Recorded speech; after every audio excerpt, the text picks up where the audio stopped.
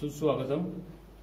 मीच माझ्या सातारकरांचा रक्षक सामाजिक संस्था व संस्थेमार्फत चालवण्यात येणारं सवयबान अभियान. आता आपण दुसऱ्या टप्प्यात आहोत. फेसबुक लाईव्हच्या माध्यमातून आपण आपल्या ग्रुपला पूर्ण जगात घेऊन जातोय. आज फेसबुक लाईव्हचं 7वं सत्र. आजचे आपले प्रमुख मार्गदर्शक आहेत साताऱ्यातील प्रसिद्ध मनोविकार तज्ज्ञ व तसेच मानसोपचार तज्ज्ञ डॉक्टर अनिमिष चव्हाण यांचं या ठिकाणी स्वागत. तसेच आपले सर्वांचे लाडके होस्ट दीपकजी प्रभावळकर साहेब. तुम्ही दोघांनाही विनंती की तुम्ही दोघांनी व्यासपीठावर यावं.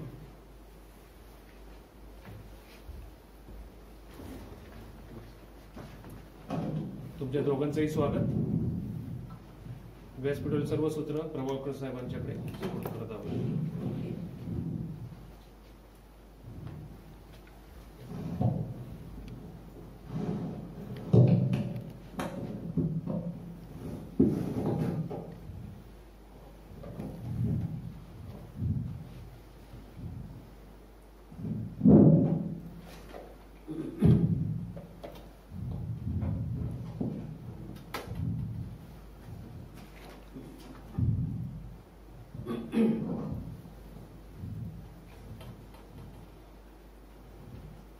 अजून काही सेकंद बाकी आहेत. आपण बरोबर 7 वाजता स्टार्ट करणार. काही सेकंद लवकर सुरू करतो अनेकांना लाईव्ह येण्यासाठी. आणि आज मी सगळ्यांना विनंती करणार आहे की ज्यावेळेस लाईव्ह आहे त्यावेळेला आपले प्रश्न विचारा. सो डॉक्टरांना आपल्याला इथं विचारता येतील. आपले तज्ञ मार्गदर्शक येतात त्यांना त्याच वेळेला विचारता येतात. लाईव्ह संपल्यानंतर अनेक प्रश्न येत आहेत. व्ह्यूज आपल्याला सध्या सगळे चांगले आहेत. सातारकरांपर्यंत पोहोचण्याचा ओव्हरऑल पोहोचण्याचा रीच चांगला आहे.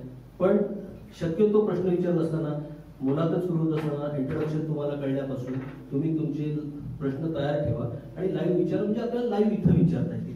सो आता आपण 7 कंप्लीट केलेला आहे. म्हणून मी दीपक प्रभावळकर सवयबानच्या 7व्या सत्रामध्ये आपल्या सगळ्यांचं स्वागत करतो. तुम्ही काही माणसं लाईव्ह येण्यापर्यंत मार्गदर्शकांनी बोलेपर्यंत काही 1-1.5 मिनिटांमध्ये सध्याची कोरोनाची काय परिस्थिती आहे हे सांगण्याचा मी प्रयत्न करतोय. भारत आज 20 लाखचा टप्पा गाठत आहे. 20 लाखाच्या पुढे निघालेला आहे. वाढते आकडे देशभरातले म्हणले तर ते व्हेरिएबल आहेत आणि तो सध्या 50,000च्या पट्टीमध्ये वाढतोय. पण बऱ्याच ठिकाणी आकडे वाढण्याचे प्रमाण कमी जास्त झालेलं आहे. पहिल्यांदा सांगितलं तसं, मागच्या वेळेला सांगितलं तसं तो मुंबईमध्ये आणि दिल्लीमध्ये काहीशा प्रमाणामध्ये कंट्रोल आल्यासारखी परिस्थिती आहे. ओव्हरऑल महाराष्ट्राचा विचार केला तर 4,68,000 एकूण बाधित आहेत. 3,05,000 माणसं कोरोनामुक्त झालेली आहेत, कोरोनावर मात केलेली आहे. 1,45,000 इतकी मोठ्या संख्येनं महाराष्ट्रामध्ये उपचारार्थ रुग्ण आहेत. मुंबईचा विचार केला तर मुंबईचा आकडा उपचारार्थ रुग्णांचा आकडा 20,000च्या खाली आलाय. आणि चांगली गोष्ट म्हणजे दिल्लीनं सुद्धा 1,41,000 एवढा त्यांचा एकूण बाधितांचा आकडा होता. पैकी दिल्लीमध्ये 1,27,000 रुग्ण बरे झाले आणि बाधित उपचारार्थ रुग्णांचा आकडा 10,000च्या खाली आलाय. ओव्हरऑल दिल्लीमध्ये उपचारार्थ रुग्णांचा आकडा 10,000च्या खाली आलेला आहे. सातारा जिल्हा आज 5,000चा आकडा ओलांडतोय. साताऱ्यामध्ये थोडं चिंतेचा विषय आहे कारण उपचारार्थ असलेल्या रुग्णांची संख्या ही मुक्त झालेल्या संख्येपेक्षा जास्त आहे. 2,449 रुग्ण मुक्त झालेले आहेत आणि 2,475 रुग्ण आज उपचारार्थ आहेत. बेड मिळणार नाही अशी परिस्थिती असल्यामुळं सातारा जिल्हा प्रशासनानं आता होम आयसोलेशनचा पर्याय पण सुरू केलेला आहे. सो ही कोरोनाची आताची परिस्थिती आहे. मी आजचे प्रमुख पाहुणे आणि त्यांची थोडक्यात ओळख करून देण्याचा प्रयत्न करून देतो आणि त्यांच्याच म्हणण्यानुसार की त्या संदर्भातला ज्या संदर्भात आपण बोलणार आहे तेवढंच इंट्रोडक्शन देतोय, नाहीतर खूप वेळ त्यामध्ये जाईल. साताऱ्याचे सुप्रसिद्ध मानसोपचार तज्ञ डॉक्टर अनिमिष चव्हाण सर MD मनोविकार तज्ञ म्हणून साताऱ्यामध्ये आणि या परिसरामध्ये काम करतात. मूळचे वाईचे, साताऱ्याची दक्षिण काशी वाई, त्या वाईनं खूप रत्न दिली. आपण परवा रेहमतपूरचे एक जण बघितले होते. आज वाईमधनं तज्ञ माणसं यायला लागलेली आहेत. सो मूळचे वाईचे असले तरी त्यांनी MBBS मिरज मधून केलं आणि MD मानसोपचार तज्ञ आपण सोलापूरमधून केलं. 1995 पासून वाई आणि साताऱ्यामध्ये ते मानसोपचार तज्ञ म्हणून काम करतात. स्व.ब्रेन तंत्रा अँड माइंड जिमचे तुम्ही संस्थापक आहात. डेली मेंटल हेल्थ क्षेत्रामध्ये त्यांचं महत्वपूर्ण काम आहे. टेलिमेडिसिन सोसायटीचे आपण अध्यक्ष म्हणून काम केलेलं आहे. महाराष्ट्राचं अध्यक्षपद तुम्ही भूगोलेलं आहे. Mindfulness based cognitive behaviour therapy हा आपला विशेष अभ्यासाचा विषय आहे. मानसिक आरोग्य या विषयावर तुम्ही विपुल लिखाण पण केलेलं आहे. आपण अनेक मार्गदर्शन व्याख्यानं पण दिलेली आहेत. वैद्यकीय परिषदांमध्ये पण आपल्या बराच सहभाग घेतलेला आपण मानसोपचार तज्ञाच्या, आणि व्यसनमुक्ती या विषयावर पण त्यांनी लिखाण केलेलं आणि मार्गदर्शन करतात. सो सर, हे मानसोपचार तज्ञ म्हणून आम्ही तुम्हाला इन्व्हाइट करत असताना खरं तर हे आकडे काढले तर 20 लाख एकूण बाधितांचा आकडा आहे आणि बऱ्याच झालेल्यांचा आकडा सुद्धा आता मोठा आहे. सो कोरोना बाधित झालेल्यांची संख्या जितकी आहे त्याच्या हजारो पट कोरोनानं मनाला शिवलंय अशांची संख्या आहे. मला वाटतं बहुतेक सगळे जे कोरोना बाधित नाहीये ते त्यांच्या सगळ्यांच्या मनाला कोरोना शिवलाय, शरीराला अजून शिवलेलं नाहीये. आणि या सगळ्यांवर तुम्हाला आता या अर्ध्या तासामध्ये अक्षरशः मी म्हणतो इलाज करायचा. मग मॅक्झिमम माणसांनी ऐकलेलं आहे कोरोनाविषयी, कोरोनामध्ये काय करायचं हे पण ऐकलेलं आहे, पण कसं हे कळत नाहीये. सध्या प्रत्येक दिवसाला नियम बदलतात. प्रशासन एकीकडे सांगते की कडक नियम पाळा, काटेकोर अंमलबजावणी करा, आणि दुसरीकडे म्हणतात की घाबरू नका, बाहेर पडा, अनलॉक सुरू झाले. सो हा समरम आहे माणसांच्या मनामध्ये. सो तुम्ही आता या कोरोनाच्या काय 120 दिवस झाले, 4 महिने झाले, त्याच्यामध्ये तुम्हाला शेकडो पेशंट तुम्ही बघितले याच संदर्भातले सगळे. कशा प्रकारचे पेशंट देत आहेत, कशा प्रकारचे मनाचे खेळ सुरू आहेत, आणि काय अंमलबजावणी केली पाहिजे, नक्की काय केली पाहिजे? तुम्ही म्हणाला तसं हा अर्धा तास आपण जास्तीत जास्त सामूहिक उपचार आपण म्हणूया अशा पद्धतीनं करायचा प्रयत्न करूया. आपली दोघांची चर्चा ही खरं तर सर्वांशी चालू आहे, अशा पद्धतीने करूया. ही चर्चा चालू असताना काही प्रश्न येतील, तुम्ही म्हणालात त्याप्रमाणे त्या प्रश्नांच्याकडेही आपण बोलू. परंतु एक तुम्ही जे आता म्हटलात त्याप्रमाणे एक उपचाराचं सूत्र ठेवून जर आपण बोलायला सुरुवात करायची असं ठरवलं तर सुरुवातीलाच तुम्ही जसं म्हणालात की एका बाजूला तुम्ही एवढे आकडे, इतके नियम, असं करू नका, तसं करू नका, बाहेर पडू नका, अशा पद्धतीचे सगळ्या सूचनांचा भडीमार आहे. आणि त्याचबरोबर तुम्ही घाबरू नका असंही म्हणताय. तर ही काय भानगड आहे? हा सगळ्यात नेहमी माझ्या समोर येणाऱ्या लोकांच्या मनातला प्रश्न आहे. पेशंट म्हणूनच नव्हे, कुठल्याही कारणाने जेव्हा आपण लोकांशी सध्या बोलतोय तेव्हा हा विषय सगळ्यांच्या मनामध्ये आहे की नक्की आम्ही घाबरायचंय की घाबरायचं नाहीये. काल पण मला असा अनुभव आला की एका व्हिडिओवर अशी कॉमेंट होती की तुम्हीच तर घाबरवताय. तर ह्या सगळ्या बाबतीत आपण सुरुवातीला बोलूया. मला असं वाटतं की त्यासाठी एक मी छोटंसं उदाहरण देतो की समजा पुण्यात सारख्या ठिकाणची जी एरवी रहदारी असते अशा रहदारीमध्ये एखादा नवखा माणूस तिथे गेला. खूप रस्त्यानं इकडनं तिकडनं आदवा तदवा वाहन येतात. पुण्याचं उदाहरण मी मुद्दाम घेतो कारण साताऱ्यात बसून पुण्याच्या लोकांना दोष दिला तर कोणी आपल्याला बोलणार नाही. महाराष्ट्रामध्ये तर पुणे एक नंबरला गेले, भीतीचं वातावरण आहेच त्याही दृष्टीतून. पण मी जे रहदारीचं म्हणत होतो की समजा अशी आदवा तदवा रहदारी आहे आणि तिथे एखादा नवखा माणूस गेला आणि त्याला रस्ता ओलांडायचा आहे, तर त्यानं घाबरलं पाहिजे की नाही? ऑब्व्हियसली त्यानं घाबरलं पाहिजे.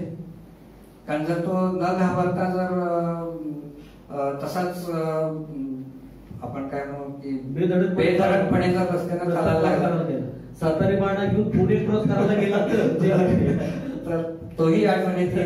बिचारा वाहन चालवणारा पुणेकर पण अडचण येते. त्यामुळे त्याला घाबरलं पाहिजे. बरोबर, घाबरला पाहिजे म्हणजे त्याला उजवीकडे डावीकडे बघून रस्ता क्रॉस केला पाहिजे. पण रस्ता क्रॉस केला पाहिजे.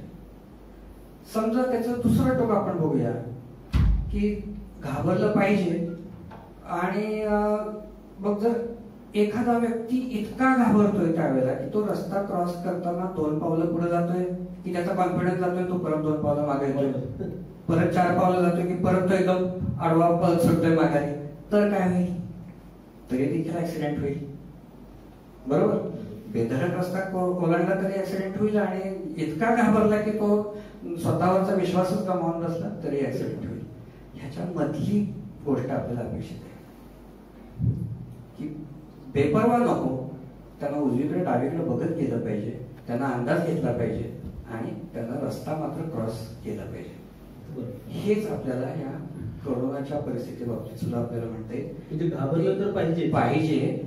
कशासाठी घाबरलं पाहिजे त्याच्याही बद्दल थोडस मी बोलेन की कारण आजकाल ह्या सगळ्या गोष्टींना खूप लोक व्यथित आहेत की वेगवेगळ्या पद्धतीनं वेगवेगळी मतं येत आहेत.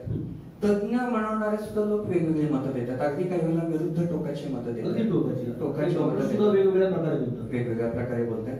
आणि मग एक सर्वसामान्य व्यक्ती म्हणून मी नेमकं काय या सगळ्याचा अर्थ लावायचा, ही खूप मोठी समस्या आहे आणि या समस्यांना सुद्धा खूप लोकांना त्रास होत आहे.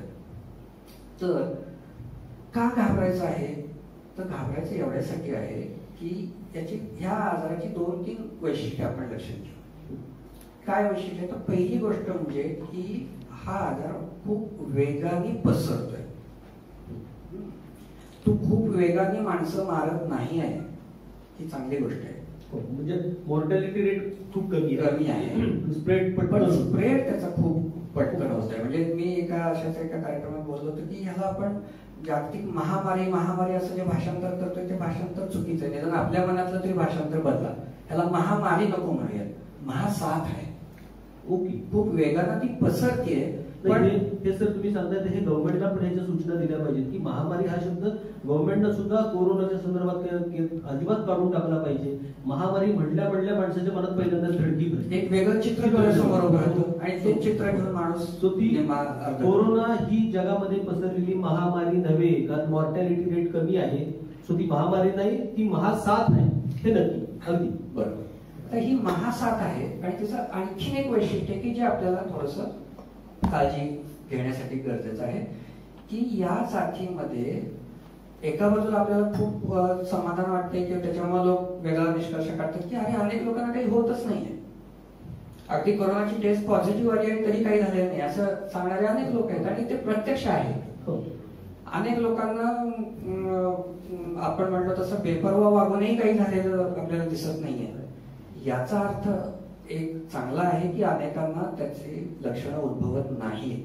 हा चांगला भाग आहे, असिम्प्टोमॅटिक राहतात. पण त्याच वेळेला तुम्ही जर आता शब्द वापरला की तो खूप महत्वाचा आहे की असिम्प्टोमॅटिक राहून ते कॅरी करू शकतात व्हायरस, ते कॅरी करतायत आणि ते स्प्रेड करू शकतात.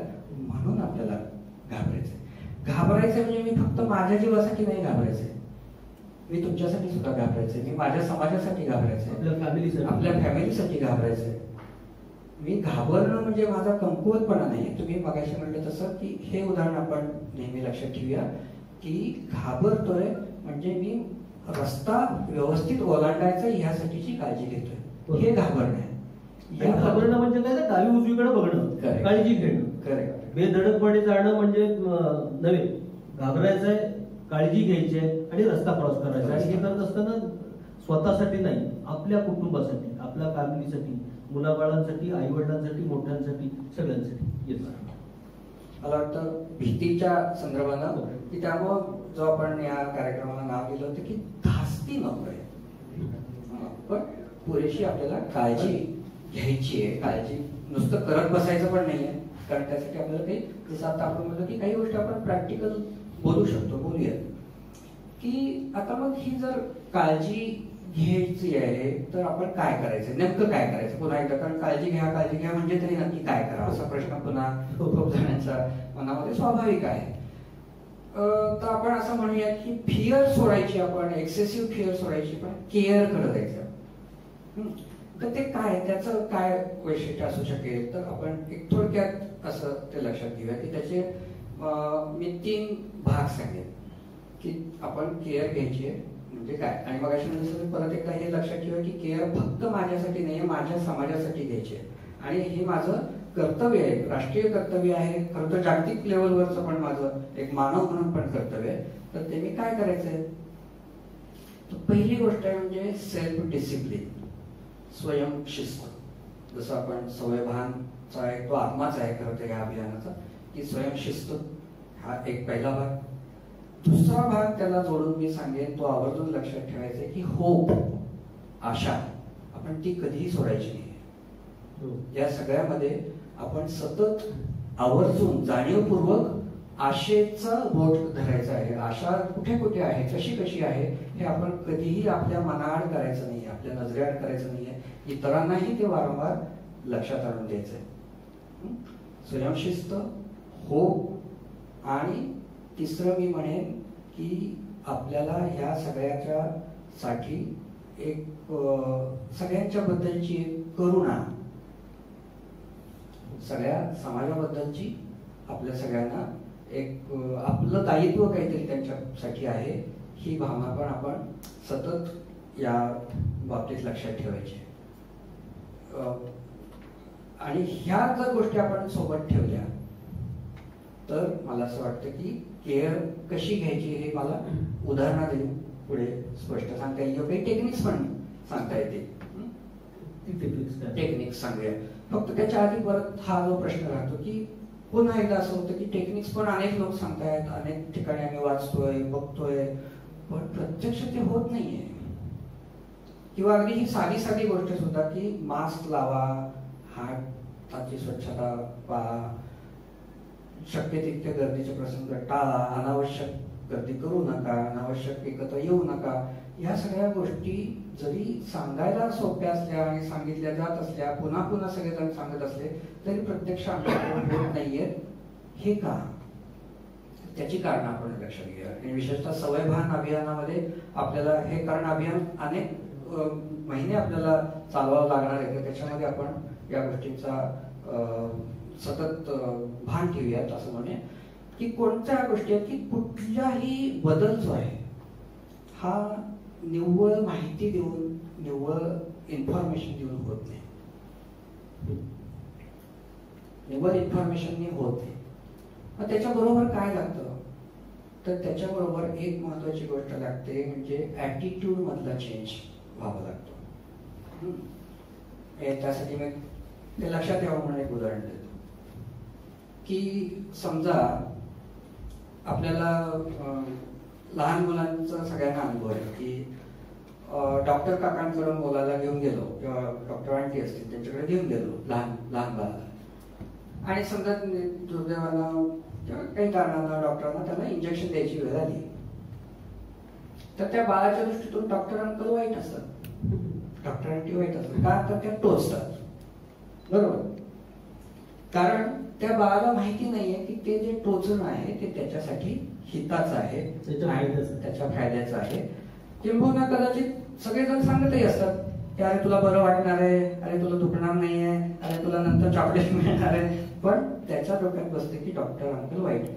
मी हे उदाहरण यासाठी दिलं की आज समाजात आपल्या कोरोनाच्या संदर्भाने बऱ्यापैकी ही परिस्थिती आहे. तर डॉक्टर घाबरवतात, डॉक्टर टोचतात, डॉक्टर काहीतरी ह्या सगळ्या गोष्टी देतात. हा ऍटिट्यूड मधला चेंज निव्वळ इन्फॉर्मेशन होत नाही. जसं ह्या मूल मोठं झाल्यावर त्याला कळणार आहे, तसं आपला हा समाज ह्या पातळीवर आहे दुर्दैवानं काही प्रमाणात, की त्याला जर ह्यातनं बाहेर करायचं तर त्याच्या ज्या भावना आहेत की मला मास्क लावायला लागतोय, मला माझ्या मित्रांच्याकडे जाता येत नाहीये, मला हॉटेलमध्ये खाता येत नाहीये, ह्या तर ह्या भावना पण मॅनेज करायला जर आपण शिकवल्या तर मग त्यांचे ऍटिट्यूड त्या पद्धतीनं चेंज होऊ शकतील. आणि मग आणखीन एक पाऊल आपण पुढे जाणार आहोत. आणि तिसरी गोष्ट लागते इन्फॉर्मेशन, ती राईट असली पाहिजे, इन्फॉर्मेशन करेक्ट असली पाहिजे. आता आपल्याला हे माहिती की इन्फॉर्मेशनचा खूप भडीमार आहे, खूप वेगवेगळ्या पद्धतीची उलटी सुट्टी माहिती आहे, ती कशी निवडायची, कशी पारखून घ्यायची, इन्फॉर्मेशन आपल्याला हवी असलेली कशी मिळवायची, या सगळ्या गोष्टी. दुसऱ्या बाजूला हे ऍटिट्यूड्स कसे चेंज करायचे त्याच्याबद्दल आपण प्रत्यक्ष काय करता येईल ते बोलू. आणि तिसरं मी म्हणेन की त्याला आपण ते पुन्हा सवयीच्या दृष्टीने खूप गरजेचं आणि उपयुक्त आहे की म्हणजे सवयीचं ऑडिट केलं पाहिजे. सवयीचं ऑडिट की आणि प्रत्येकानं स्वतःच्या आणि इतरांच्या सुद्धा, आणि त्याच्यात कुणीही त्यात अवमान मानून घ्यायचं नाही. जसं मी आज तुमच्या इथं आलो, माझ्या लक्षात आलं की पाय स्वच्छ करण्यासाठी व अशी व्यवस्था करता येते. हे मी तुमच्याकडून शिकलो. मी तुमचं सेटअप पाहिला तेव्हा मी हे शिकलो. उद्या तुम्ही माझ्या सेटअप मध्ये आला आणि तुम्ही म्हटलं की डॉक्टर हे तुम्ही असं केलं, हे असं नाही, असं केलं तर अधिक चांगलं होईल. तर हे ऑडिट तुम्ही माझ्या सवयीचं केलं पाहिजे. आणि आपल्या स्वतःच्या सवयीचं ऑडिट करणं हे खूप आणखी महत्वाचं आहे. म्हणजे आपल्या कुठल्या कुठल्या सवयी आहेत, हा कुठल्या चांगल्या सवयी आहेत, कुठल्या वाईट सवयी आहेत, Exactly. स्वतः जोखणं. आणि आपण कळत असूनही नकळत काय करतो. मी तुम्हाला एक गंमतशीर उदाहरण सांगतो. कदाचित तुम्ही अनेकांनी तो व्हिडिओ कोरोनाच्या सुरुवातीच्या काळात पाहिला असेल, की जेव्हा सगळे वेगवेगळ्या देशातले राष्ट्रप्रमुख किंवा त्यांचे प्रतिनिधी लोकांना सांगायचे की तुम्ही ही काळजी घ्या, हात धुवा, अंक करा, त्यात तोंडाला नाकाला हात लावू नका असं एक बाई सांगतात कुठल्या तरी देशाला, आणि त्या आणि नंतर सवयीनं नाकाला जिभेला बोट लावतात. हे आपलं सगळ्यांचं होतंय, होणं स्वाभाविक आहे, कारण हे आपण न्यू लाईफस्टाईल शिकतोय. पण ह्याचं ऑडिटिंग जर आपण करत राहिलो तर आपल्याला अनेक गोष्टी मार्ग कळत. खरं तर आपले भारतीय लोक जुगार करण्यासाठी प्रसिद्ध आहेत आणि ते त्यांचं चांगलं वैशिष्ट्य आहे, तर ते आपल्याला वापरता येईल. तर ह्यासाठी हे ऑडिटिंग आपण करणं, हे ऑडिटिंग केलं पाहिजे. हे आता तुम्ही करू शकाल असल्यामुळे हे ऑडिटिंग करत असताना मी मनातल्या मनात करायचं आहे का, खरंच मी असं करू. पूर्वी कधीतरी सांगितलं होतं, कुठेतरी वाचलं होतं की तुमच्या चांगल्या सवयी आणि वाईट सवयी कागदावर लिहून काढा. बरं, कागद नंतर टाकून द्या, पण काय सवय येते कागदावर लिहून तरी काढा. असं खरंच एखादा काही करता येऊ शकतो. हो, अनेक टेक्निक्स आहेत. म्हणजे तुम्ही म्हणताय हे टेक्निक्सवर आहेच, महत्वाचं टेक्निक आहे. कारण अनेक गोष्टी आपण जेव्हा लिहून काढतो तेव्हा आपल्याला अधिक चांगल्या स्पष्टपणे कळतात. कारण जे एरवी आपण गृहीत धरलेलं असतं अनेक गोष्टी, आपण आठवायला नाही लागलो की हा आज सकाळपासून मी काय काय चुका केल्या, मी मास्क काढून ठेवताना कसा ठेवला, मग मी काय करू शकेन, ह्याचं मी जर आज होमवर्क केलं तर उद्या मी ती चूक टाळू शकणार आहे.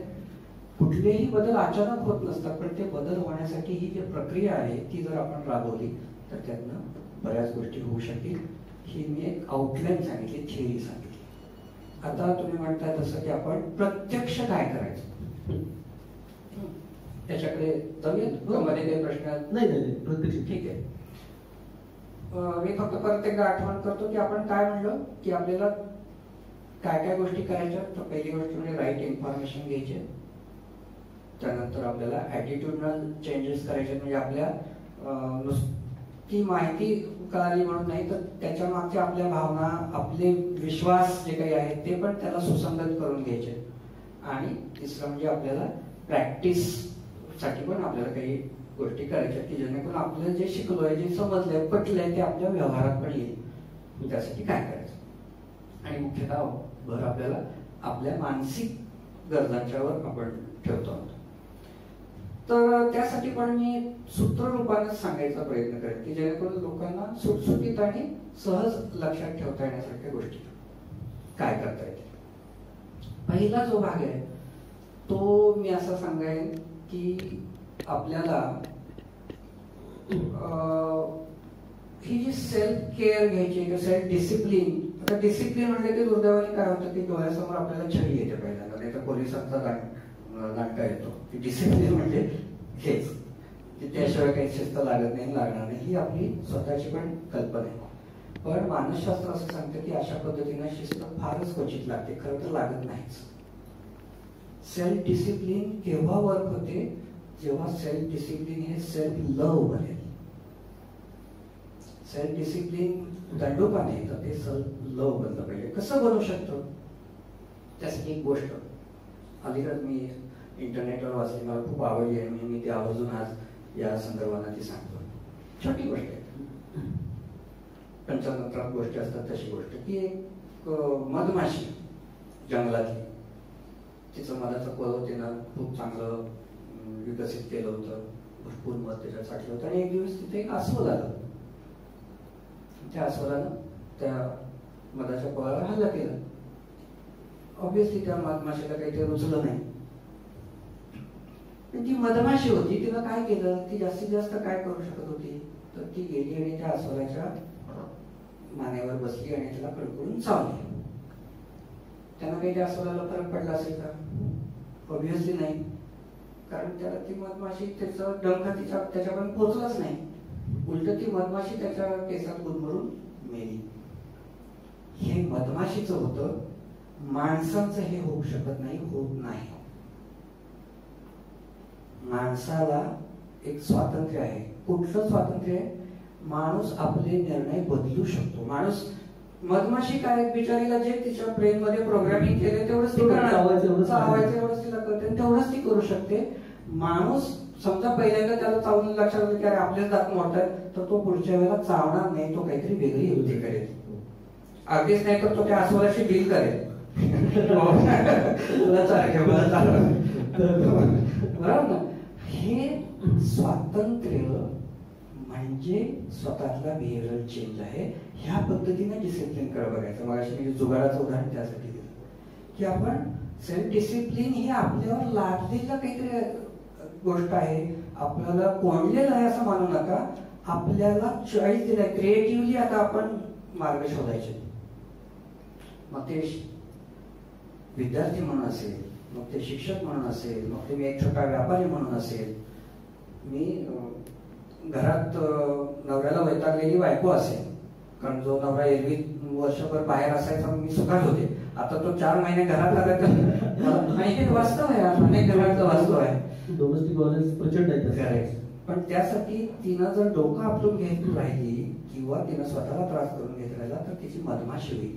तिला स्वातंत्र्य काय आहे की तिनं वेगवेगळ्या चॉईस वापरायचे, क्रिएटिव्हली वापरायचे. नवरा अस्वल आहे असं नव्हे, बायको मधमाशी तर नवरा अस्वल असं नाहीये. असं नाही, बायकोचा चावा पोचणार आहे तुमच्यापर्यंत. ते पण घेतलं पाहिजे. सर मी आणखी एकदा परत एकदा त्या मुद्द्याकडे येतो की सध्या 2 प्रकारच्या मानसिकता आहेत. हा, की काही माणसं आहेत की जी खूप घाबरली, तुम्ही म्हणताय ती खरंच खूप घाबरली, त्यांनी खूप काळजी घेतात. म्हणजे गाडीत बसलं तरी पण सॅनिटायझर, हात घरातून खाली गाडीला हात लावताना सुद्धा सॅनिटाईज करतात, जाताना सॅनिटाईज करतात. तर समजा कुठं जाऊन आलो, घरी परत आलो की परत आंघोळ, दिवसातून 3-3 वेळी आंघोळ करतात, आधी बाहेरच पडत नाहीये. ही एक आहे. आणि एक जण आहे की सकाळी मास्क अडकवतोय, बाहेर पडतोय, रात्री येतोय, उशिरा येतोय. हे 2 वेगळे प्रकार आहेत. मग ह्याच्यात माणूस म्हणजे रुग्ण कोण आहे, मानसिक रुग्ण कोण आहे, हा पण आहे, तो पण आहे का, ह्याच्यात कोण आहे नक्की रुग्ण? जाऊया, माझं सूत्र धरून तुमच्या ह्या प्रश्नाचं उत्तर देतो. कारण आपण जे ठरवलं प्रॅक्टिकल काही उत्तर सांगितले त्या अनुषंगाने हा प्रश्न घेऊया की मुळात अशा चुका खूप होतात. मी काही उदाहरणं मुद्दाम देतो की जसं अतिरेकी काळजी घेण्यापूर्वी काय होतं, तर काही लोक गरज नसताना ग्लोव्ज वापरतात. त्यांना काय वाटतं की आपण अति काळजी, योग्य काळजी घेतो, पुरेशी किंवा जास्तच घेतो, 10% जादा. पण खरं तर त्यांना माहित नाही की ग्लोव्ज वापरण्याचं जे तंत्र आहे ते ग्लोव्ज काढण्याचं तंत्र आहे, ग्लोव्ज काढल्यानंतर स्वच्छता करण्याचं तंत्र आहे. ग्लोव्ज घातलेले असताना आपण वस्तूंना बिनदिक्कत हात लावतोय आणि मग परत त्या वस्तू नंतर ग्लोव्ज काढल्यानंतर परत त्या फोन असेल किंवा काय असेल नाका तोंडाला लावतोय. तर या सगळ्या ज्या चुका घडतात, या उदाहरण म्हणून सांगितलं की अति काळजी घेण्याच्या पोटी सुद्धा काही गोष्टी होतात. किंवा तुम्ही म्हणाल तसं की काही लोक व्यवसायासाठी सुद्धा बाहेर पडत नाहीत, नोकरीसाठी सुद्धा बाहेर पडत नाहीत. हे सुद्धा चुकीचं आहे, अनावश्यक आहे.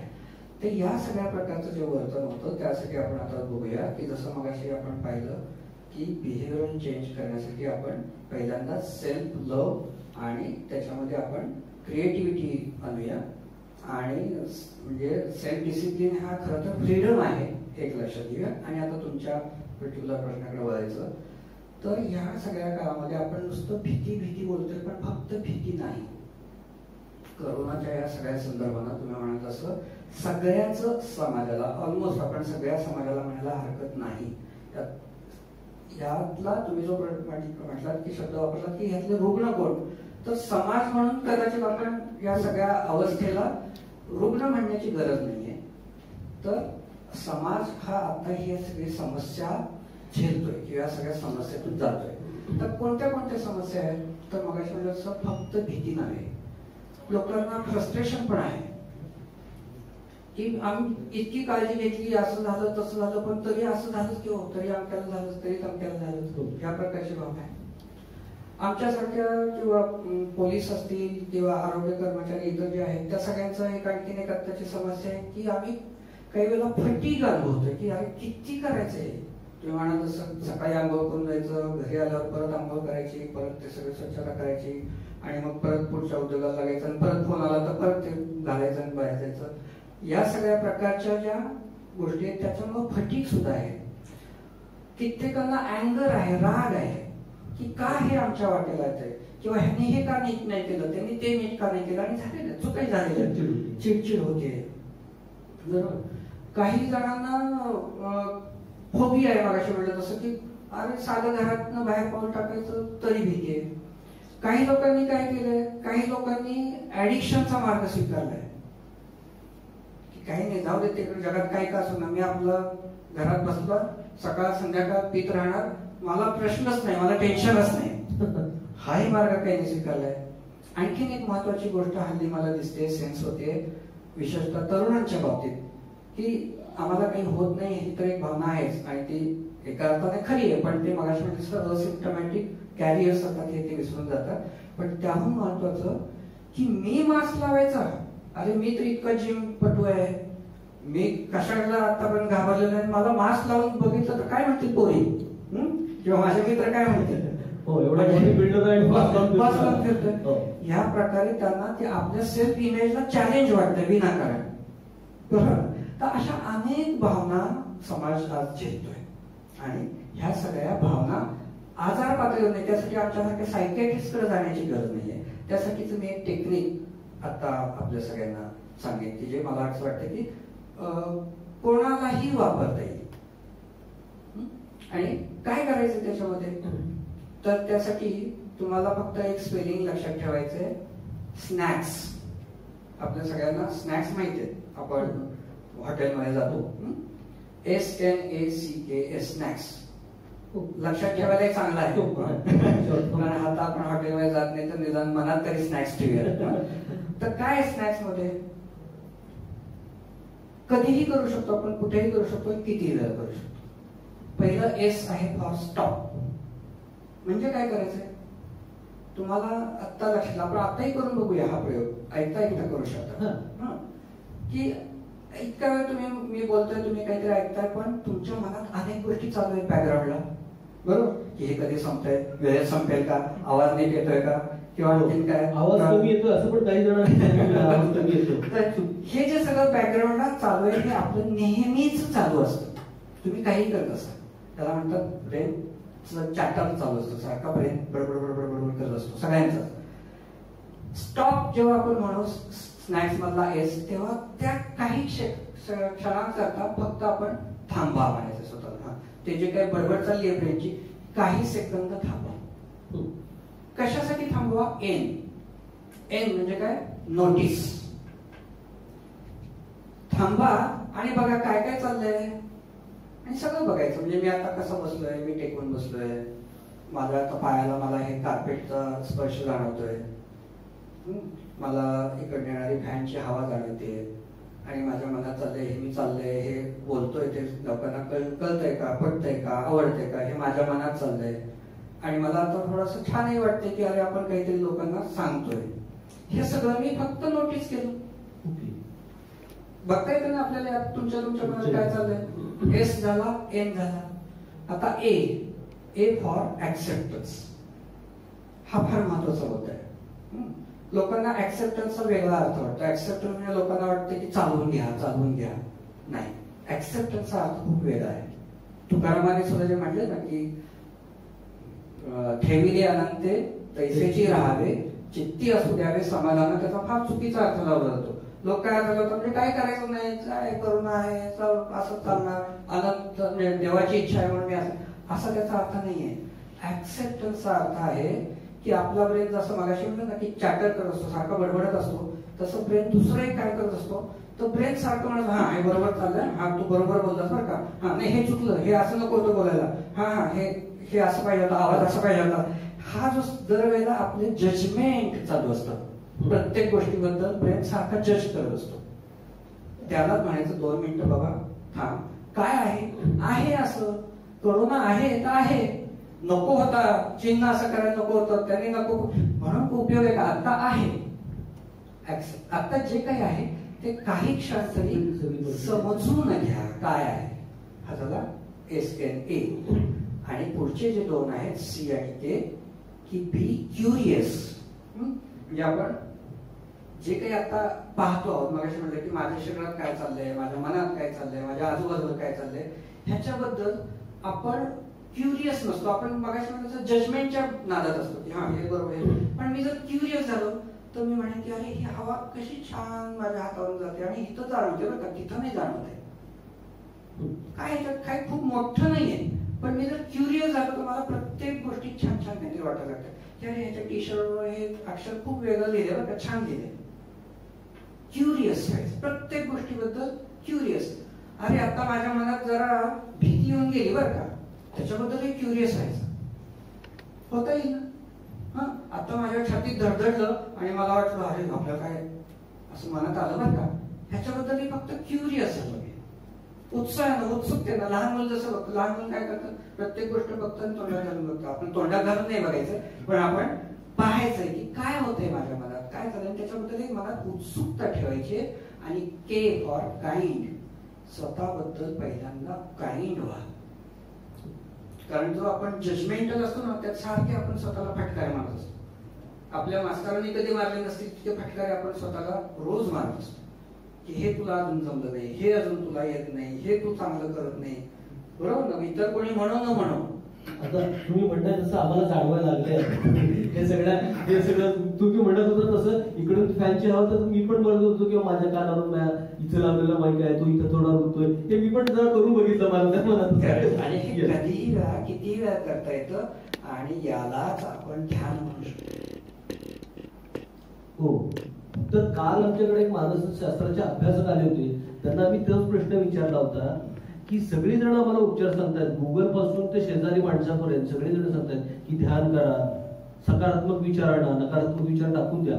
ते कसं हे कळलं नव्हतं. सो तुम्ही आता मला ते सांगितलं की ध्यान म्हणजे या सगळ्याचा स्नॅक्सचा अर्थ ध्यान करण्यापर्यंत आहे. बरोबर. त्यातला जो शेवटचा के आहे तो आपण आणखी त्यासाठी लक्षात घेऊया की काइंड असणं, स्वतःबद्दल, स्वतःवर माया करणं. आपल्याला शिकवलं काय जातं, जगावर प्रेम करा. अगदी असंही शिकवलं जातं की शत्रूवर पण प्रेम करा. पण हे शिकवायचं समाज दुर्दैवाने विसरतो की आधी स्वतःवर प्रेम करा, माया करा. स्वतःवर माया करणं म्हणजे काय की असं ना, मी असा आहे, माझ्यात हे जास्त नाहीये, हे माझं कमी आहे, माझ्यात ह्या चुका आहेत, मी अजून हे नीट जमत नाहीये, पण मी माझा आहे. माझ्याबद्दल मला माया वाटली पाहिजे. आईला आपल्या बरोबर कसं वाटतं, असं नका शेवट पण माझं आहे, तसं मला माझ्याबद्दल वाटलं पाहिजे. तो बाब्या दुसऱ्याचं ते काढलं. हा, ते दुसऱ्याचं काढलं नाही. आपला बाब्या तरी ठेवूया. करेक्ट. आपला बाब्या आहेच, तो आहे हेच खूप महत्वाचं आहे. कारण सगळ्यात जगातले चांगले पालक कोणते माहितीये, जे पालक असे म्हणतात की तू कसाही अस, कुठेही अस, पण जिवंत अस. हे म्हणण्याचं धाडस ज्या पालकामध्ये तो सगळ्यात चांगला पालक.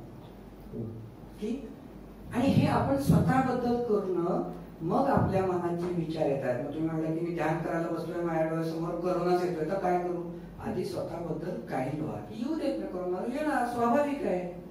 अरे अरे असं नाही आलं पाहिजे, मला ध्यान नीट जमत नाही, मग नाही तुमचं ध्यान होणार. माझ्या मनात निगेटिव्ह विचार येतात, ओके येत आहेत, ऍक्सेप्ट करा, क्युरियसली बघा की कसे येत आहेत, त्याचा माझ्या शरीरात कसा परिणाम जाणवत आहे, माझ्या मनावर काय परिणाम जाणवत आहे, मला काय करू वाटते त्याच्यामुळं पहा. आणि हे माझ्यात आत्ता ह्या क्षणाला आहे. कारण मगाशी म्हणजे असं होप काय सांगते की जगात कुठलीच गोष्ट स्थिर नाही. चेंज एवढीच गोष्ट स्थिर आहे. हो. की सातत्यानं बदल हे स्थिर आहे, हेच फक्त स्थिर आहे. मग जे काही आहे माझ्यात आहे, बाहेर आहे, ते बदलणारच आहे ना. त्याबद्दल मी होप ठेवली पाहिजे, आशा ठेवली पाहिजे.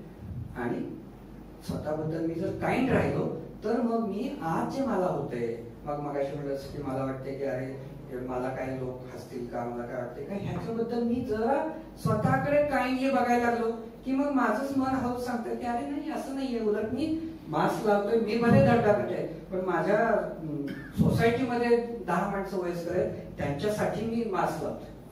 मग माझं मास्क लावून गुदमरणं माझं एक धाडसाचं पाऊल होतं. मला गुदमरता येईल म्हणून मी सारखा मास्क खाली काढून बसत नाही. तर मग मी म्हणतो की मला गुदमरू दे, मी करेन सवय, पण माझ्यामुळे 10 माणसांचं आरोग्य राखणार आहे.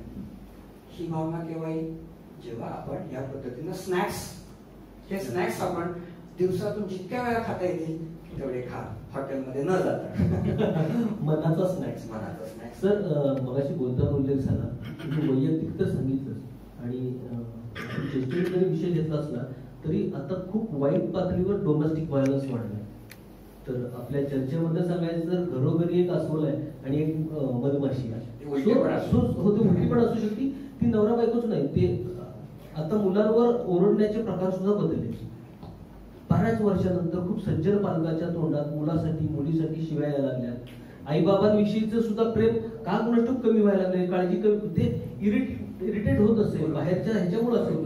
तर सो एक फॅमिली म्हणून राहण्यासाठी काय काय मी उदाहरणार्थ सांगतो की बायको खूप घाबरलेली आहे कोरोनाला आणि काळजी घेऊन नवरा काम करतोय. हा, सो त्या दोघांमध्ये सुद्धा हिची भीती आहे ना, ती त्या संसारावर सगळ्यावर हावी होतीये आणि संसार डिस्टर्ब आहे. ओव्हरऑल जसं मनाचं आहे तसं संसाराचं एक कौटुंबिक स्वास्थ्य राहण्यासाठी काय असे काय प्रयोग आहेत का, अशा काही ट्रिप्स आहेत का? अगदी बरोबर. आपण हे जे आता तुम्ही म्हणलात हे वास्तव खूप घरोघरी आजकाल बघतोय आणि नवरा बायको हे आपले प्रत्येकात्मक उदाहरण आहे. भाव भावात एक आहे, बहीण भावंडाचं आहे. 4 माणसं एकत्र कुठल्याही कारणाने आली तर आजपर्यंतची सवय कशी होती की त्याला अधिक स्पेस होती, ती आपल्या पुन्हा आपापल्या विश्वात पुन्हा जात होती आणि त्यामुळं नकळत का होईना इतरांना आपली स्पेस मिळत होती. पण त्याचा दुर्दैवाने तोटा असा झाला आणि जर खरं तर आपण मगाशी म्हणलं तसं पॉझिटिव्ह गोष्ट बघायची तर करोनातला हा एक पॉझिटिव्ह भाग आहे की काही गोष्टी आपण ह्या निमित्तानं शिकू शकतो. ते हे की आपण इतरांना स्पेस द्यायला शिकलं पाहिजे. मुलांसह लहान मुलांना सुद्धा स्पेस दिली पाहिजे, देता येते आणि ती त्यांची सगळ्यात मोठी गरज आहे. मी गमतीनं काही वेळेला सांगतो, पालक माझ्याकडे काही वेळेला येतात म्हणतात अहो आम्ही आमच्या मुलाशी मित्रासारखे वागतो. मी त्यांना गमतीनं म्हणतो नको, मित्र होत आहे हेच प्रॉब्लेम आहे.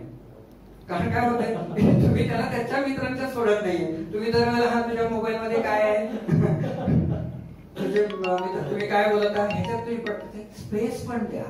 सजग पालक म्हणून आम्ही चळवळ साताऱ्यामध्ये सजग पालक चळवळ आहे. सगळ्या त्या चळवळीतल्या पालकांसाठी एका वाक्यात सांगण्याची गरज आहे. सरांनी सांगितलं ते आपण खूप प्राऊडली सांगत होतो ना की आम्ही मुलाचे मित्र आहोत. तर बापच राहायचं आहे, आईच राहायचं आहे आणि मुलाच्या मित्रांची स्पेस जागा ठेवली पाहिजे आपल्याला. तोही आमचा सोयीबांचा विषय असणार आहे.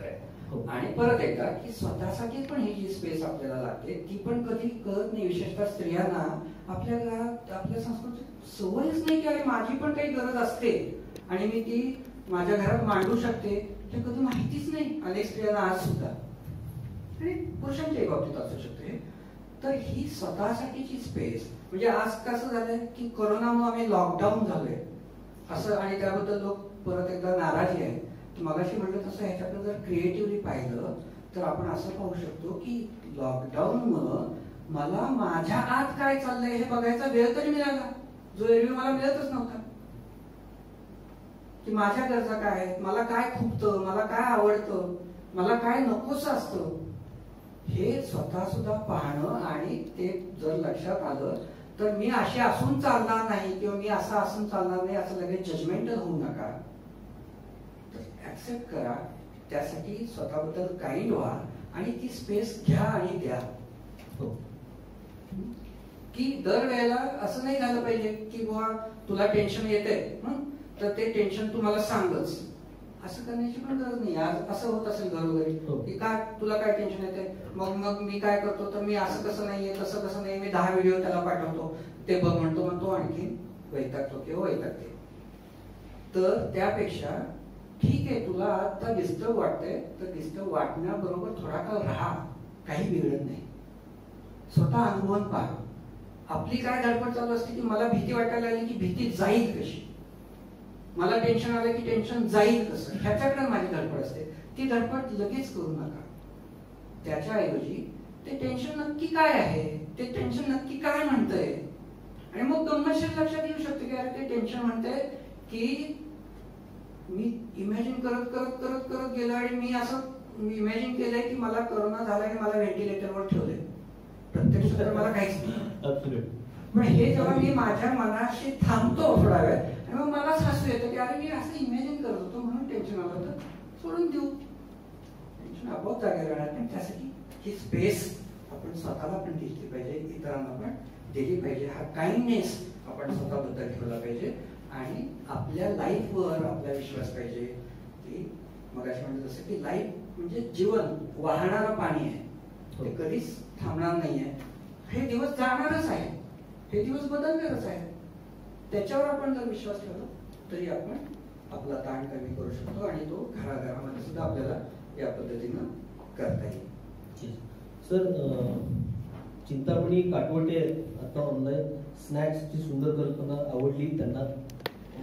आणखी एक किशोर बाबर म्हणून आहे, त्यांनी त्यांचा प्रश्न आहे की घराच्या शेजारी कोरोना झालाय, खूप भीती वाटते, आता कसं वागलं पाहिजे.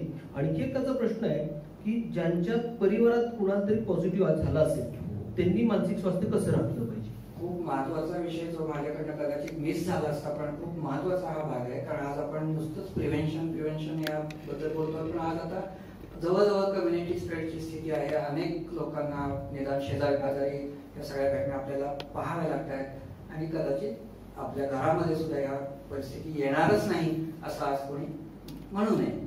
पण म्हणून परत एकदा की याच्याकडे कसं पाहायचं हे जर आपण शिकलो तर याच्यामुळे विनाकारणची धास्ती आपल्याला राहणार नाही, राहण्याची आवश्यकता नाही. पहिले 2 भाग आहेत याच्यामध्ये की माझा किंवा माझ्या कोणा घरातल्या व्यक्तीला कोरोना झाला तर समाजाची प्रतिक्रिया ही एक खूप मोठी आता समस्या आहे.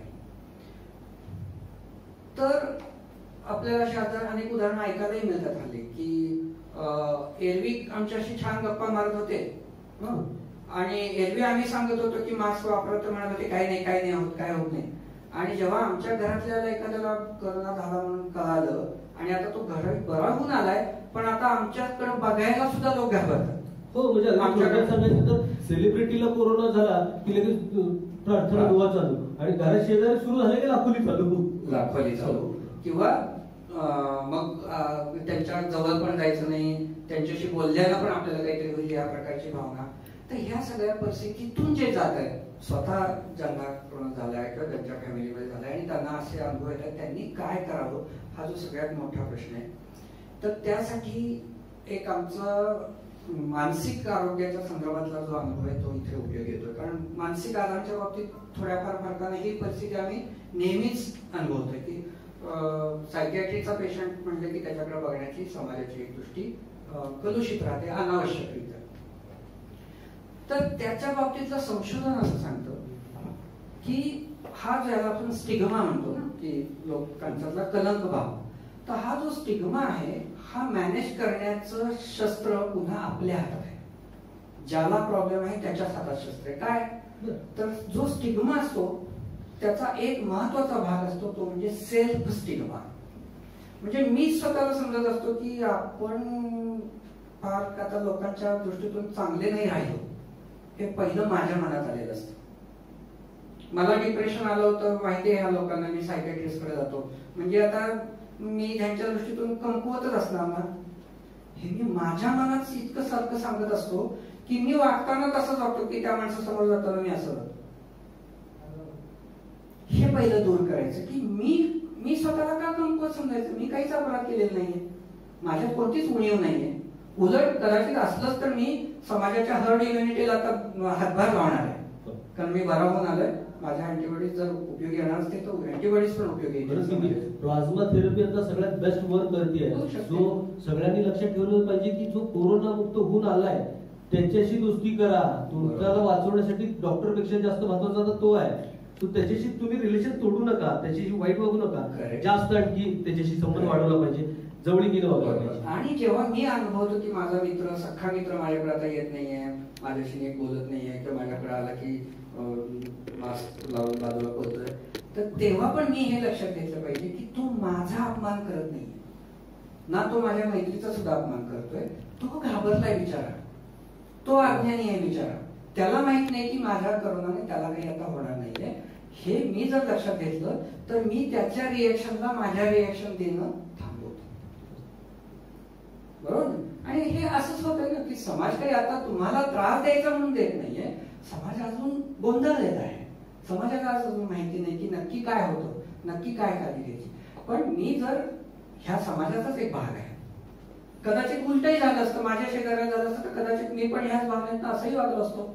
पण आज मला निदान कळत आहे तर मी मगाशी जसं आपण समयभानचा भाग पाहिला तसं याही बाबतीत मी समाजामध्ये समाजाची मानसिकता लक्षात घेऊन त्यांच्या उणीवा त्यांच्या मर्यादा लक्षात घेऊन समाजाशी रिलेट होऊ शकतो आणि मग हा स्टिग्मा दूर होऊ शकतो. जसं आज मानसिक आजाराच्या बाबतीत पण सेलिब्रिटीज काय करतात आता की सांगतात की मला डिप्रेशन होतं, मला अंक होतं, मला आता मग मानसिक आजार होता, मी ट्रीटमेंट घेतो. का करतात?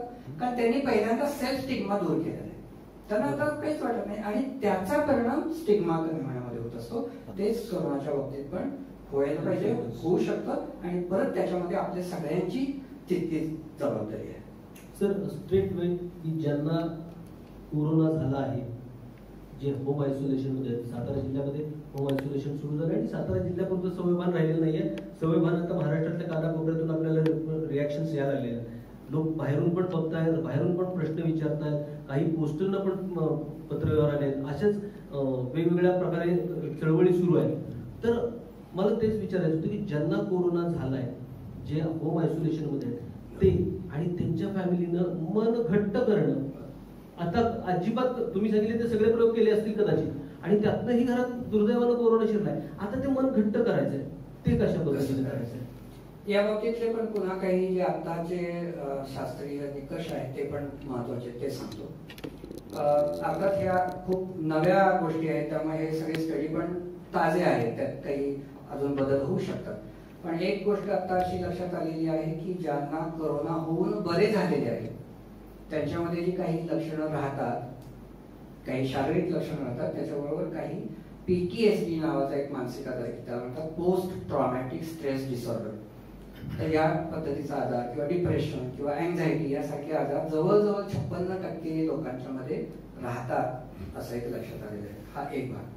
दुसरा एक भाग लक्षात आलेला आहे, तोही खूप महत्वाचा आहे की करोना प्रत्येकामध्ये वेगवेगळ्या पद्धतीनं रिॲक्ट होतो, हे आपण ऐकलंय, पाहिलंय. ज्या लोकांना पुरेशी शांत झोप मिळते, ज्यांचं मानसिक स्वास्थ्य तुलनेनं चांगलं राहतं, त्यांची करोनातली रिकव्हरी पण चांगली होते, हेही लक्षात आलेलं आहे. अभ्यासातून लक्षात आलेलं आहे, केवळ आपल्या जजमेंटचा किंवा आपल्या अंदाजाचा भाग नाहीये, हे लक्षात आलेलं आहे. तर मग हे आपलं एक शस्त्र आहे. हे जर आपण असं लक्षात घेतलं की आपलं मानसिक स्वास्थ्य जेवढं स्थिर राहील करोना झालेला असताना सुद्धा, तेवढं आपली त्यातनं आधीच खरं तर रिकव्हर होण्याचे चान्सेस खूप आहेत. आपल्याला सगळ्यांना माहिती आहे की आपण करोना झाला म्हणून घाबरायचं काहीच कारण नाही. कालच आणखीन एक नवीन माहिती आहे काल परवाची की करोना झाला, तुमची टेस्ट आली पॉझिटिव्ह म्हणून घाबरू नका. फक्त टेस्टच्या रिपोर्ट वाल्याला विचारा की माझी CT व्हॅल्यू किती आहे. ती जर 24 पेक्षा कमी असेल तर मला जास्त काळजी घेतली पाहिजे, 24 पेक्षा जास्त असेल तर माझ्या घरातल्यांना माझ्यापासून फार धोका नाही, जरी मला करोना असला माझ्या शरीरात तरी. अशा अनेक गोष्टी आहेत. पण बरं होण्याची शक्यता खूप हाय आहे, ती आपण टिकवली पाहिजे. काय होतंय, लोक घाबरून लपून राहणं, लक्षणच न सांगणं, लक्षणं दाबून टाकणं, लक्षणांवर काहीतरी मग तिसरेच उपाय करत राहणं आणि ह्यातनं कदाचित मृत्यू दर वाढतो. दुसरं एक महत्वाचं सवयभानच्या दृष्टीतून की आपण आता इथं ह्या कार्यक्रमामध्ये पण मी तुमच्याशी चर्चा केली होती की आपण जितकी काळजी घेतली तेवढी घेऊया मास्क बद्दल किंवा अंतराबद्दल. एक सगळ्यात महत्वाचं आता असं लक्षात आलंय, विशेषतः डॉक्टर्सचं जे मृत्यूचं किंवा बाधित होण्याचं पण प्रमाण जास्त आहे, त्याच्यात एक फॅक्टर, अनेक फॅक्टर आहे, त्यातला एक फॅक्टर हा आहे की अनेकांना असं वाटतं की हा मी रोज भेटतो, आम्ही दोघं एकत्र राहिलो मग काय होणार. सर्जनला वाटतं अॅनास्थिसिस्ट रोज माझ्याकडे येतो, आम्ही गप्पा मारताना कशाला मास्क लावला पाहिजे. हे जे आहे हे सवयभान. मग ऑडिटिंग आपण केलं पाहिजे. अॅनास्थिसिस्टनं सर्जनला सांगितलं पाहिजे मास्क लावा, सर्जनला अॅनास्थिसिस्टला सांगितलं पाहिजे चहा झाला आता मास्क लावा. हे जे आहे की या पद्धतीनं आपण छोट्या छोट्या गोष्टी जर पाळल्या की ज्या आपल्याला असं वाटतं की आपण आपल्याकडनं कळत न कळत ह्या चुका होतात, ह्याचं जर ऑडिटिंग करत राहिलो तर आपल्याला ह्यातून बाहेर पडण्याचे, ह्याच्यातून वाचण्याचे आणि पुढचं आयुष्य अधिक चांगलं करण्याचे चान्सेस हाय आहेत. ही सतत जाणीव आपल्याला ठेवली पाहिजे. करोना व्हायच्या आधी, करोना झाल्यानंतर, म्हणजे करोना झालेला असताना आणि करोना बरा झाल्यानंतर सुद्धा. झोप व्यवस्थित कधी लागेल, जेव्हा मन शांत असेल तेव्हा. आणि मन शांत कधी होईल, मनाशी झटापट तुम्ही थांबवल तेव्हा. आपण काय करतो, मनाशी झटापट करतो, अरे निगेटिव्ह विचार नाही आले पाहिजे, निगेटिव्ह विचार ढकला. तो बडबडत असतो, तो थोडं त्याच्याकडे पण लक्ष द्या. खरंय. लहान मुलाकडे काय करतो, तो दंगा करत असला, आपण त्याच्याकडे दुर्लक्ष केलं की तो येऊन तुम्हाला धक्का देणार आई बाबांना. पण त्याच्याकडे आपण तो कसा खेळतोय बघितलं की तो शांतपणे खेळायला लागतो. हेच आपल्या ब्रेनचंही आहे, हेच आपल्या मनाचंही आहे. लक्ष द्या आणि प्रेमाने मायेने लक्ष द्या. एवढं केलं की आपली झटापट कमी होती. आपलं इन्फ्लमेशन लेवल जी आहे की जी करोनामध्ये मारक काय आहे, इन्फ्लमेशन. शरीरामध्ये सगळ्या ऑर्गन्सचं इन्फ्लमेशन होतं, ते मारक ठरतंय. ती इन्फ्लमेशन लेवल, स्ट्रेस लेवल कमी राहते, तुमचे वाचण्याचे चान्सेस आणखी वाढतात. हे करोनावर आपण सगळ्यांनी लक्षात ठेवा. म्हणजे यापूर्वी आपण कोरोनाच्या संदर्भामध्ये आपण ॲलोपॅथी, होमिओपॅथी, आयुर्वेद या सगळ्यावर चर्चा केली.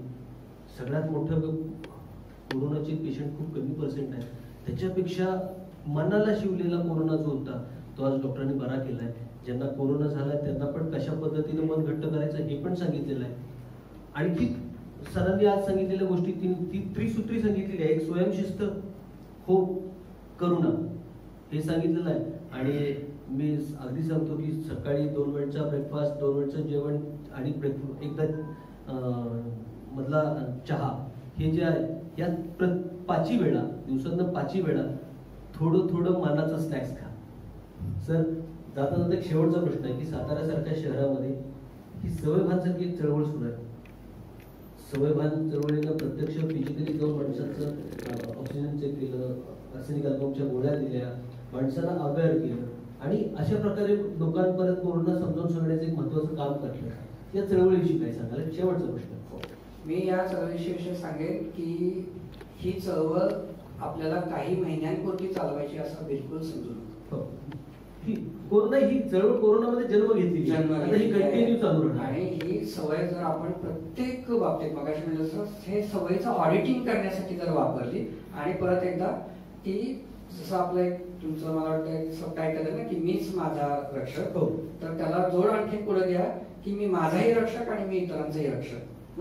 आणि त्याच्याबद्दलही आपल्याला तेवढीच जाणीव असू दे की मी ही जी गोष्ट करतोय, मी मास्क वापरतोय, मी स्वच्छता पाळतोय, की मी उद्या आणखीन काही ज्या हेल्मेट वापरायची उद्या आणखीन गोष्टी किंवा आणखी अनेक गोष्टी येऊ शकतील, व्यसनाबद्दलच्या येतील, त्या सगळ्या मी फक्त माझ्यासाठी करत नाही, माझ्यासाठी करतोय पण माझ्या समाजासाठी सुद्धा करतो आहे. हे भान आपण ठेवलं तर ही चळवळ आपल्याला कायम ठेवता येईल आणि ती सगळ्यांसाठी आवश्यक आहे. आपण सगळेच त्याचा कुठल्या ना कुठल्या पद्धतीनं भाग व्हायचा प्रयत्न करूया. मला देखील आज तुम्ही ही संधी दिली त्याबद्दल धन्यवाद. सर, आमच्याकडं म्हणजे आज तुम्ही जे अव्यवहारपणे बोलत होता, आम्हाला वेळेची मर्यादा होती. माणसांचे प्रतिक्रिया अजून आहे की अजून तुम्ही बोललं पाहिजे, आणखी काही प्रश्न आहेत. सो आता ते एवढंच संपणार नाही, इथून पुढच्या काळामध्ये पण येतील. सो मी असं म्हणेन की डॉक्टर अनिमेश चव्हाण यांच्या इंटरव्ह्यूचा हा फर्स्ट एपिसोड झाला. सेकंड एपिसोड लागेल तर आम्ही तुम्हाला विनंती करू परत तुम्ही एकदा असं मार्गदर्शन करायला या. कारण माणसांचे अनेक प्रश्न आहेत, बहुतांशी प्रश्नांची उत्तरं राहिली आहेत, पण परत एकदा नाही का, परत एकदा तुम्ही आला, तुम्ही बोलला की थोडा आधार येईल. आणि माणसांमध्ये आधार येणं ही सगळ्यात मोठी गरज आहे. आज ती सगळी मोठी गरज तुम्ही आपण पूर्ण केली. आम्ही प्रत्येक वेळेला कार्यक्रम इंटरव्ह्यू संपल्यानंतर हा मोमेंट देऊन या सवयभान चळवळीमध्ये आलेल्या मार्गदर्शकाचं स्वागत करतो. सगळ्यात शेवटी असतं ते. तर मी सवयभान चळवळीचे महेश लोया आणि राजेंद्र कासट या दोघांना विनंती करतो की त्यांनी स्टेजवर यावं आणि सरांना मोमेंट देऊन त्यांना वेलकम करावं. या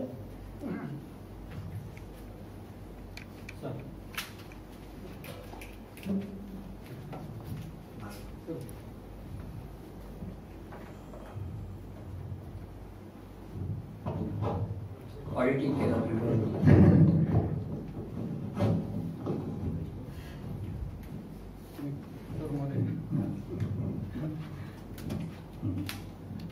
इकडे